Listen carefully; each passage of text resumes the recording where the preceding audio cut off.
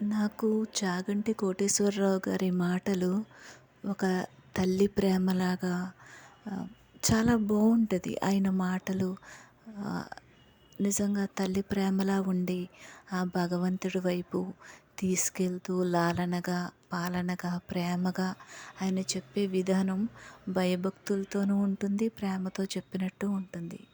రెండోది గరికపాటి గారు చెప్పేది అది ఇంకా అంటే ఎలాగంటే ఫస్ట్ స్టేజ్ చాగంటి గారు, రెండో స్టేజ్ గరికపాటి గారు. ఆయన చాలా చెప్తారు. ఏంటంటే ఆహ్, మనము నర్సరీ, ఎల్‌కేజీ, యూకేజీ నుంచి ఇక్కడి నుంచి పై క్లాసులకెళ్ళాలంటే ఖచ్చితంగా మనకి గరికపాటి గారి అవసరం ఎంతైనా ఉంది. ఆయనకి నా హృదయపూర్వక నమస్కారాలు చెప్పుకుంటాను. ఆయన కూడా ఖరాఖండిగా చెప్పడం, ఆయన విధానం భయపడకు, దేవుడంటే భయపడక్కర్లేదు. మీ అమ్మ, నాన్న ఎంతో నిన్ను పెంచిన వాళ్ళు, ప్రేమించిన వాళ్ళు. అతను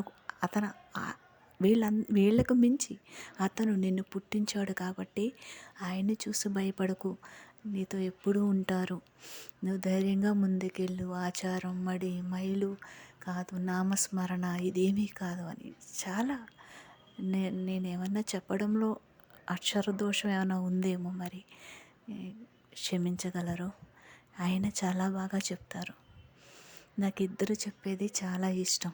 కానీ ముందుకు వెళ్ళాలి, భయపడకూడదు దేవుడి దగ్గర. దేవుణ్ణి తెలుసుకునే మార్గం కావాలి మనకి. ఏది నిజం, ఏది అబద్ధం గ్రహించాలి.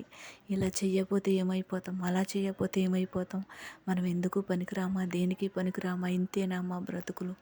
అదేం లేదు. అందరూ భగవంతుని చేరుకునే అర్హత ఉన్నది, అన్నీ ఉన్నాయి. కేవలం మన బ్రెయిన్లో ఉన్న చెత్త, అనవసరమైన విషయాలు తీసి పాడేయాలి అంతే. అర్థమయ్యే భాషలో చాలా అందంగా చెప్తారు. నేను చాలా అంటే ఈ ఈ దేశంలో, ఈ రాష్ట్రంలో పుట్టినందుకు చాలా సంతోషపడతాను. ఓం శ్రీ గురు రమణ.